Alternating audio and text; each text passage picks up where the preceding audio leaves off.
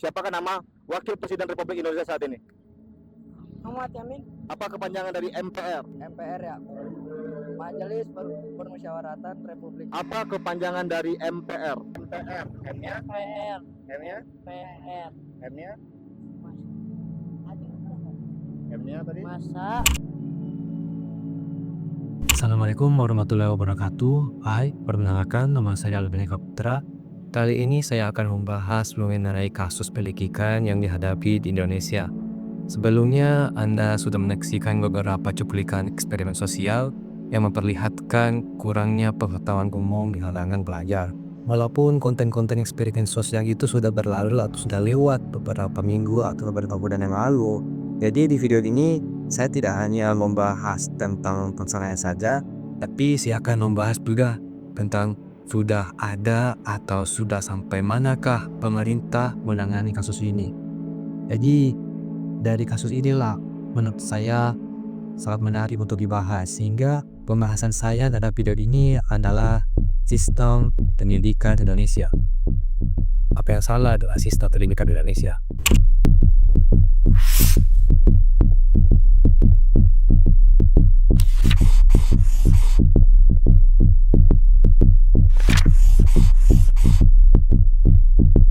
Beberapa pekan atau bulan lalu sempat viral konten-konten eksperimen sosial. Setelah saya menonton beberapa konten-konten tersebut, saya merasa prihatin dan kecewa melihat mirisnya pengetahuan umum yang dimiliki oleh kalangan pelajar tersebut. Kemudian saya berpikir, apa yang salah dengan sistem pendidikan kita di Indonesia ini? Apakah karena kurikulumnya yang membuat pengetahuan umum pelajar menjadi menurun? Menurut artikel pada Detik News yang diupload pada Senin 18 November 2024 menjelaskan bahwa fenomena ini dikaitkan dengan kegagalan kurikulum Merdeka yang diterapkan pada era Menteri Nadiem Makarim. Kurikulum Merdeka diklaim sebagai kurikulum yang terang bebas karena berpihak pada murid. Salah satunya dengan tetap membiarkan murid naik kelas meskipun tidak bisa membaca, merupakan penyebab utama mengapa anak-anak tersebut tidak bisa menjawab pertanyaan tentang pengetahuan umum dan mendasar. Selain itu, dijalankannya ujian nasional pada tahun 2020 ketika pandemi COVID-19 melanda dunia dituding sebagai bagian dari kegagalan kurikulum Merdeka. Menurut warganet yang mengkritik kebijakan ini, murid menjadi tidak memiliki motivasi belajar karena tidak ada ujian nasional. Ujian nasional yang salah satu fungsinya untuk menentukan kelulusan murid dan satu jenjang pendidikan dianggap sebagai hal yang efektif, sebagai alat untuk memotivasi murid belajar sehingga memiliki skill dan pengetahuan tertentu yang dibutuhkan.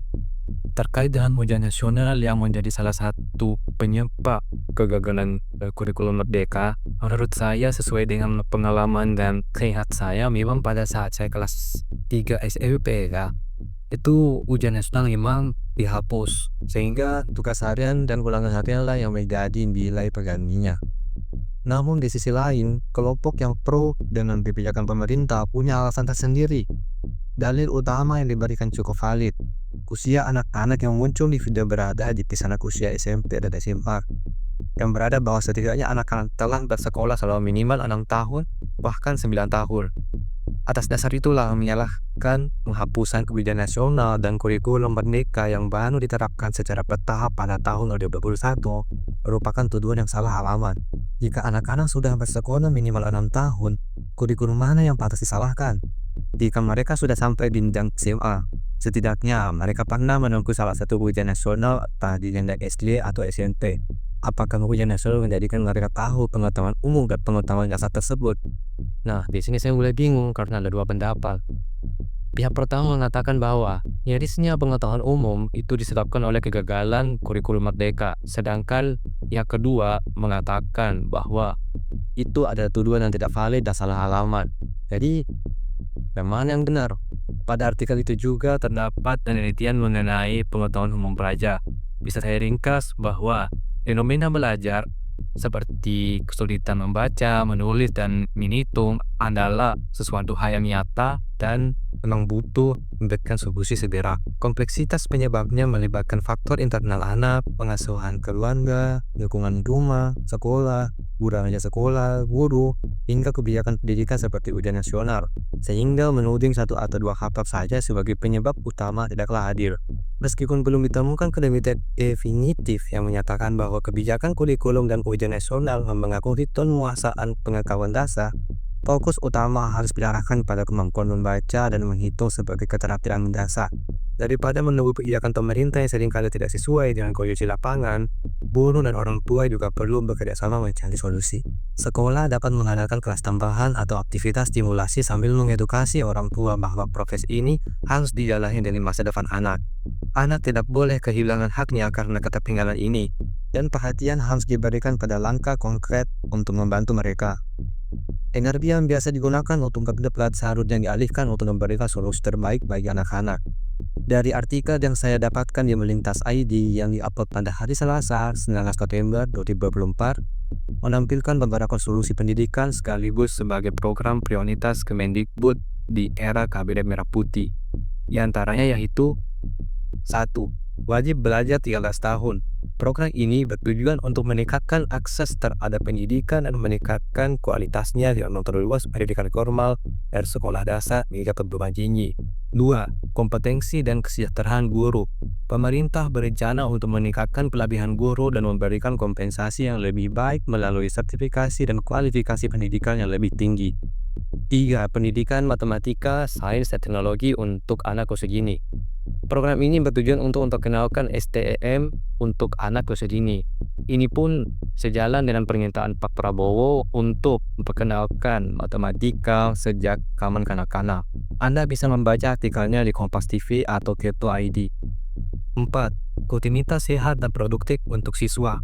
Program ini bertujuan untuk mendukung perkembangan siswa yang sehat melalui inisiatif seperti makan siang sekolah yang bergizi. 5. Keterlibatan masyarakat, sektor swasta, dan sukarelawan dalam pendidikan. Program ini bertujuan untuk meningkatkan pendidikan di daerah-daerah yang kurang terlayani dengan melibatkan berbagai pemangku kepentingan. 6. Pabrik pengajaran. Program ini bertujuan untuk meningkatkan pendidikan kejuruan dengan memberikan pengalaman belajar langsung di lingkungan nyata. Jadi untuk mencari solusi pada kasus ini, tak hanya pemerintah yang harus menangannya sendiri, tapi orang tua dan guru dapat juga bekerja sama untuk bisa menangani masalah pada kasus ini. Contohnya seperti orang tua yang dapat mengembangkan kemampuan kognitif anaknya dan juga dapat memberikan stimulasi yang bermanfaat.